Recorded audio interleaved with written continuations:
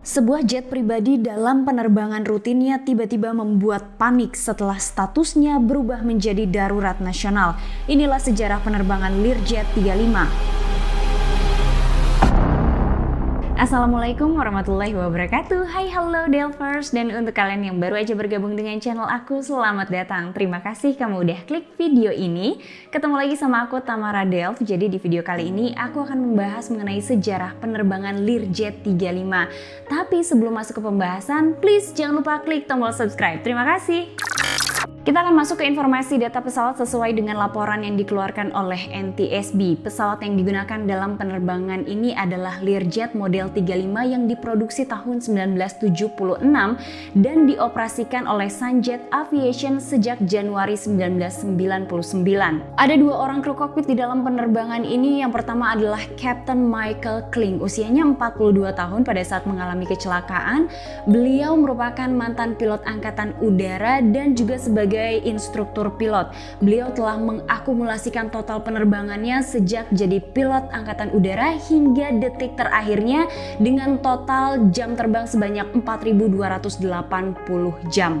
First officer-nya adalah Stephanie Bellegric, usianya 27 tahun pada saat mengalami kecelakaan. Beliau bergabung dengan Sunjet Aviation selama 8 bulan dan telah mengumpulkan 1.751 total jam terbang. Nah, sedikit membahas mengenai Learjet. Learjet ini adalah produsen jet sipil dan militer dari Kanada yang berbasis di Kansas, Amerika. Didirikan di akhir tahun 1950-an dan merupakan anak perusahaan dari Bombardier Aerospace. Sementara Learjet model 35 ini adalah jet pribadi dan juga jet militer yang mampu menampung 6 hingga 8 orang penumpang. Apakah kalian masih ingat dengan kecelakaan pesawat Helios 522 di tahun 2005 hingga kemudian pesawat ini disebut sebagai pesawat hantu? Ternyata jauh sebelum kecelakaan itu terjadi, ada sebuah jet pribadi yang justru disebut sebagai pesawat hantu. Apa yang terjadi di dalam penerbangan ini? Kita take off ke kronologi. Tanggal 25 Oktober 1999, sebuah Learjet model 35 yang dioperasikan oleh Sunjet Aviation dijadwalkan terbang dengan rute Sanford, Florida menuju ke Bandara Internasional Orlando, kemudian akan meneruskan penerbangannya ke Dallas dan terakhir menuju ke Houston, Texas. Pesawat Learjet ini telah diisi bahan bakar di Sanford, Florida untuk 4 jam 45 menit waktu penerbangan. Kemudian pesawat ini mulai take off dari Florida pada pukul 7:45 pagi waktu setempat. Pesawat ini tiba di Bandara Internasional Orlando sekitar pukul 8:10 pagi waktu setempat. Pesawat ini tidak lagi diisi bahan bakar, mereka hanya menunggu penumpang dan melakukan checklist sebelum penerbangan. 30 menit kemudian 4 penumpang naik. Salah satu penumpang ini justru tidak terdaftar di daftar manifest pesawat charteran ini. Para penumpang ini masuk ke dalam pesawat dan menaruh tas golf dengan berat sekitar 30 pon. Dan salah satu dari 4 penumpang ini adalah pemain golf profesional yang bernama Payne Stewart. Beliau memang rutin naik pesawat Learjet untuk berbisnis. Pesawat ini kemudian diizinkan take off dari Bandara Internasional Orlando sekitar pukul 9:19 pagi waktu setempat menuju ke Dallas. Learjet 35 ini akan terbang ke barat laut menuju Cross City, Florida, lalu belok ke barat dan terbang langsung menuju ke Dallas. Kemudian masuk sebuah instruksi dari petugas ATC agar pesawat Learjet ini naik ke ketinggian 26.000 kaki. Instruksi ini kemudian dikonfirmasi oleh First Officer. Hanya beberapa saat setelahnya kemudian masuk lagi sebuah instruksi dari petugas ATC yang mengatakan bahwa pesawat ini diinstruksikan untuk naik ke ketinggian 39.000 kaki sesuai dengan flight plan. Dan lagi-lagi instruksi ini dikonfirmasi oleh First Officer. Dan konfirmasi First Officer mengenai naik ketinggian 39.000 kaki ini adalah percakapan terakhir karena hanya beberapa detik setelahnya masuk lagi instruksi dari petugas ATC yang memerintahkan ketika pesawat ini telah terbang 80 mil mereka harus mengganti frekuensinya untuk bisa berkomunikasi dengan petugas menara kontrol yang lain. Tapi ternyata tidak ada respon dari kru Learjet 35. Petugas ATC mencoba untuk menghubungi pesawat Learjet 35 ini beberapa kali, namun akhirnya memberi kesempatan. Mungkin saja telah terjadi gangguan frekuensi. Namun setelah mencoba sekitar 5 kali tetap tidak ada respon dari kru Learjet 35 ini. Sehingga petugas ATC meminta bantuan dari pilot penerbangan lain yang berada di sekitar Learjet untuk menghubungi pesawat ini. Tapi ternyata setelah petugas menara kontrol ini menanyakan kepada beberapa pilot, jawaban mereka adalah negatif. Dengan kata lain, beberapa pilot ini tidak bisa menghubungi Learjet 35. Salah seorang petugas menara kontrol kemudian memperhatikan ketinggian dari pesawat Learjet 35 ini. Mereka memperhatikan bahwa pesawat ini masih tetap terus naik hingga ke ketinggian 39.000 kaki sesuai dengan flight plan. Namun ternyata pesawat ini masih tetap terus naik hingga ke ketinggian 40.000 kaki, 41.000 kaki dan terus naik. 20 menit berlalu dan pesawat ini mengarah ke Cross City. Petugas ATC masih mengawasi Learjet. Disinilah mereka berharap bahwa posisi pesawat ini akan berbelok dan terus terbang ke arah Dallas. Tapi ternyata pesawat ini terus terbang ke arah yang berbeda hingga kemudian ATC memutuskan bahwa pesawat Learjet 35 ini dalam kondisi darurat. NTSB segera mendapatkan informasi mengenai kondisi darurat yang dialami oleh Learjet. Situasi saat itu semakin mendesak dan ATC sudah kehilangan kontak dengan pesawat ini sekitar 1 jam lamanya. NTSB kemudian saat itu langsung mencari data-data mengenai Learjet 35. Berapa lama waktu yang dimiliki oleh pesawat ini hingga akhirnya mereka kehabisan bahan bakar lalu pesawat jatuh. Karena saat itu NTSB ketakutan bahwa pesawat ini akan jatuh di daerah padat penduduk. Salah satunya adalah di Memphis. Sedikit kabar baik dari ATC mengatakan kepada pihak NTSB bahwa pesawat ini telah berada di atas Memphis dan masih tetap terus terbang. Namun mereka tidak tahu sampai mana pesawat ini akan terbang. NTSB bekerja sama dengan ATC menghitung di mana kira-kira pesawat ini akan kehabisan bahan bakar lalu jatuh. Dan akhirnya mereka merujuk pada satu tempat, yaitu di South Dakota. Informasi darurat ini telah sampai ke White House atau Gedung Putih dan mereka sudah bersiap untuk mengambil keputusan. Sekitar pukul 9:52 pagi waktu setempat, F-16 dikirim untuk menuju ke arah Learjet 35. F-16 ini terus mendekat dan diperintahkan untuk terus menginformasikan apa yang terjadi dalam penerbangan Learjet 35. Laporan pertama diketahui bahwa pesawat Learjet 35 ini berada di ketinggian 46.400 kaki. Saat itu pilot dari F-16 mencoba untuk menghubungi kru Learjet 35 sebanyak 2 kali tapi kemudian tetap tidak ada respon.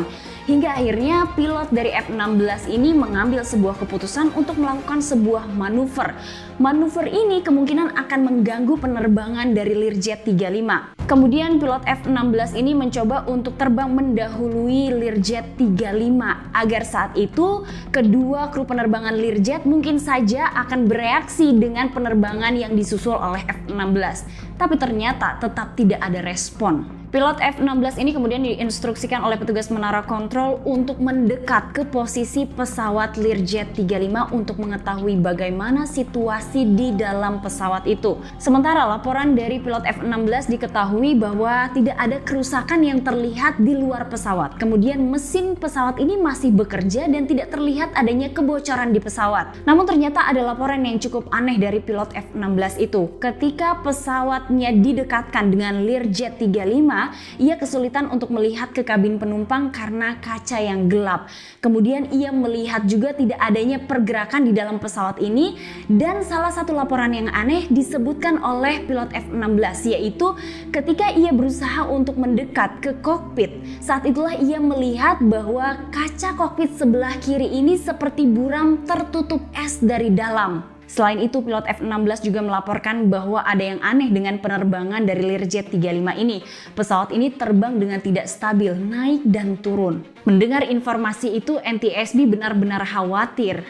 Bagaimana nasib dari penumpang dan juga kru pesawat Learjet 35? Karena sebenarnya jika kru Learjet 35 ini mengetahui bahwa ada tumpukan es di kaca kokpitnya, mereka pasti akan berusaha untuk menghilangkan tumpukan es tersebut. Tapi hal ini justru tidak dilakukan oleh kedua kru kokpit. Dan hal ini seperti menjelaskan bahwa ke-6 orang penumpang itu sudah tidak ada lagi bersama mereka. Dengan kata lain, saat itu Learjet sudah menjadi pesawat hantu. Karena pesawat ini terbang tanpa dikendalikan oleh kru penerbangannya dan mereka masih tetap terus terbang di langit Amerika. Di sisi lain, pilot F-16 diberikan wewenang oleh Gedung Putih untuk menembak jatuh pesawat Learjet 35 apabila pesawat ini semakin membahayakan. Berbeda dengan fokus dari NTSB, saat itu fokus NTSB adalah kira-kira di mana pesawat ini akan kehabisan bahan bakar lalu jatuh. Tapi sepertinya semua jawaban ini akan terjawab saat benar-benar pesawat ini telah kehabisan bahan bakar. Jadi selama itu semua pihak masih terus menunggu di mana pesawat ini sebenarnya akan jatuh. Laporan dari pilot F-16 masuk sekitar pukul 12:10 siang waktu setempat dan mengatakan bahwa kedua mesin dari pesawat Learjet ini mulai mati. Hanya beberapa saat setelahnya pesawat berbelok ke kanan dan pesawat mulai turun dengan cepat. Hal ini seperti dibenarkan oleh petugas ATC karena saat itu mereka masih mengontrol penerbangan ini dan melihat pesawat ini jatuh dengan kecepatan yang benar-benar cepat. Pesawat ini masih tetap terus dikawal oleh F-16. Maka saat itu juga pilot F-16 melaporkan kepada petugas menara kontrol bahwa pesawat ini terus jatuh. Sempat jatuh melayang, kemudian pesawat ini jatuh dalam posisi spiral. Masih dari keterangan pilot F-16 juga diketahui bahwa saat posisi jatuh dari pesawat ini seperti meyakinkan bahwa pesawat ini berada di luar kontrol. Setelah sekitar 4 jam pesawat ini berada di udara, sekitar pukul 12:13 siang waktu setempat akhirnya pesawat ini jatuh menghujam tanah. 6 orang penumpang yang ada di dalam pesawat ini dinyatakan meninggal dunia dan pesawat ini jatuh di daerah South Dakota. Dan hal ini juga mengagetkan penduduk di sekitar lokasi kejadian. Kita beralih ke investigasi. Jet ini hancur dan berubah menjadi puing-puing kecil setelah menghantam tanah hingga berbentuk kawah. Dan saat itulah NTSB merasa kesulitan untuk melakukan penyelidikan terhadap puing-puing kecil dari pesawat ini. Namun mau tidak mau mereka tetap harus melakukan pemeriksaan dan penyelidikan terhadap puing-puing kecil dari pesawat itu.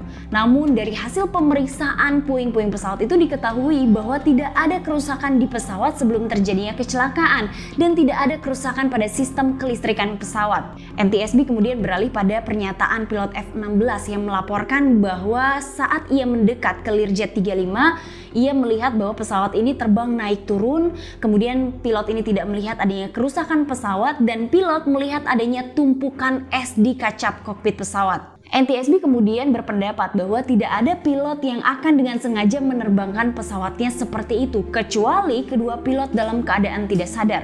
Tim investigasi berusaha memulihkan CVR dan CVR ini hanya merekam 30 menit percakapan sebelum akhirnya terjadi kecelakaan. Tapi ternyata setelah data-datanya dipulihkan, tim investigasi justru tidak mendengar adanya percakapan selama 30 menit sebelum terjadinya kecelakaan.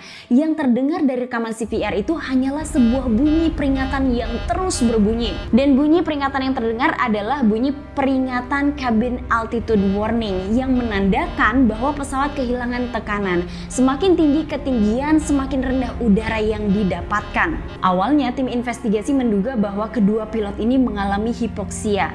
Dan dari keterangan salah seorang ahli disebutkan apabila seseorang mengalami kondisi hipoksia, maka orang itu hanya akan bertahan selama 15 detik. Untuk mengetahui alasan kenapa pesawat ini kehilangan tekanan, maka investigator harus kembali meneliti puing-puing pesawat. Dan ternyata dari penelitian panjang inilah diketahui bahwa ada sebuah katup yang mengatur aliran udara di pesawat ini dalam kondisi tertutup. Tapi ternyata NTSB tidak dapat mengetahui apa alasan katup ini tertutup selama penerbangan, hingga akhirnya NTSB harus menelan kekecewaan. Salah seorang investigator langsung memintai rekaman milik ATC. Saat itu investigator berusaha menyelidiki apa yang terjadi selama penerbangan Learjet 35 dari rekaman ATC. Saat itu investigator harus mengetahui kapan terjadinya dekompresi di dalam penerbangan ini. Kemudian percakapan mulai diteliti antara ATC dengan kru Learjet 35. Investigator kemudian menyelidiki percakapan ketika petugas menara kontrol ini menginstruksikan pesawat naik ke ketinggian 26.000 kaki dan jawaban dari first officer masih jernih, suaranya masih jelas, hingga kemudian masuk lagi instruksi agar pesawat ini naik ke ketinggian 39.000 kaki dan kali ini jawaban dari first officer masih jernih. Maka hanya beberapa detik setelahnya tiba-tiba saja tidak ada lagi komunikasi dengan kru Learjet 35. Tim investigasi ini harus mengetahui apa yang terjadi selama penerbangan dari ketinggian 28.000 kaki hingga akhirnya mereka kehilangan kontak dari Learjet 35. Meskipun NTSB tidak mengetahui secara pasti apa yang menyebabkan katup dari pesawat ini tertutup selama penerbangan, tapi mereka menemukan kunci utama kapan pesawat ini mulai kehilangan tekanan. Hanya beberapa saat ketika pesawat ini mendapatkan instruksi untuk naik ke ketinggian 39.000 kaki, kemudian pesawat ini kehilangan kontak dengan ATC. Diduga itu adalah saat di mana pesawat sudah mengalami dekompresi.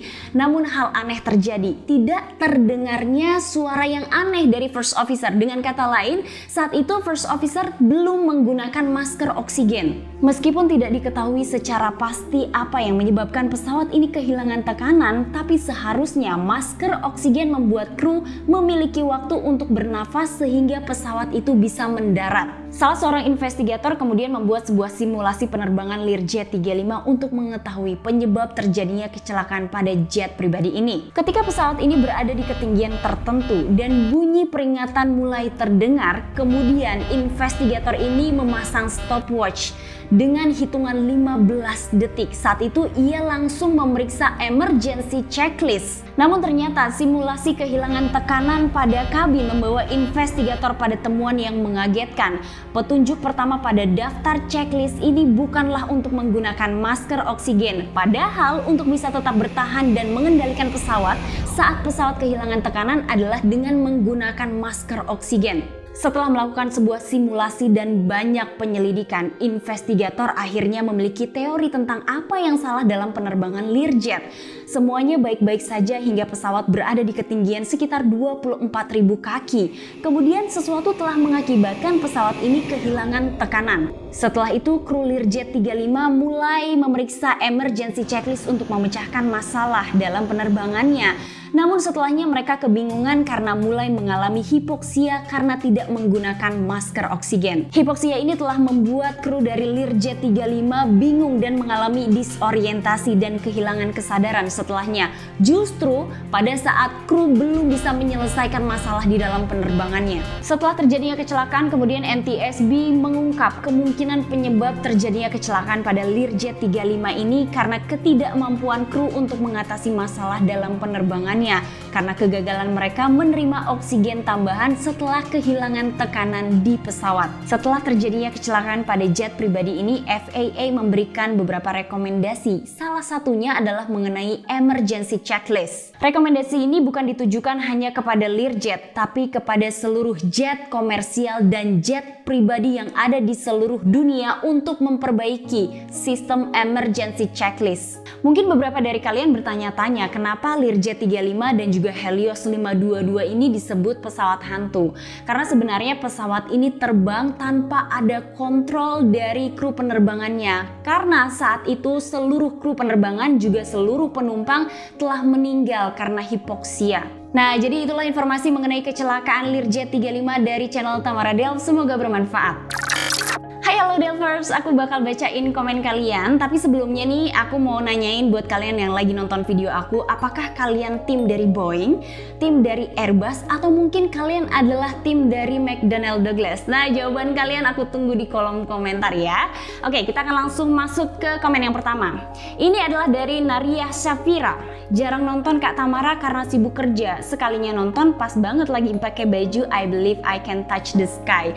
Wah, jadi Kak Naria Shafira ini adalah salah satu pemenang dari giveaway pertama aku. Terima kasih ya Kak, sering pakai kaosnya. Kemudian yang kedua adalah dari Ganjar Zain Nugraha. Nonton video Kak Tamara terupdate baru. Sembunyi-sembunyi nontonnya karena sedang di kantor biar gak ketahuan bos, hehehe. Abis ceritanya seru sih, sehat terus ya Kak Tamara. Saya Ganjar Zain dari Bandung. Halo Bandung. Terima kasih juga Kak Ganjar Zain udah nonton video aku. Mungkin lain kali biar gak dimarahin bisa diajak nonton bareng bosnya ya. Kemudian yang terakhir adalah dari Sadam Al-Ghifari. Wah, kalau mau makan selalu nonton Kak Tamara, mau video lama atau video baru, selalu aku tonton. Salam Delvers dari Samarinda. Halo Samarinda, terima kasih ya udah nonton video-video aku, terutama lagi makan. Jadi segitu aja dulu komen yang aku bacain. Terima kasih kamu udah nonton video aku. Jangan lupa di subscribe, dinyalain lonceng notifikasinya, dan di komen-komen juga di bawah sini. Dan sampai ketemu di episode selanjutnya. Assalamualaikum warahmatullahi wabarakatuh, bye-bye.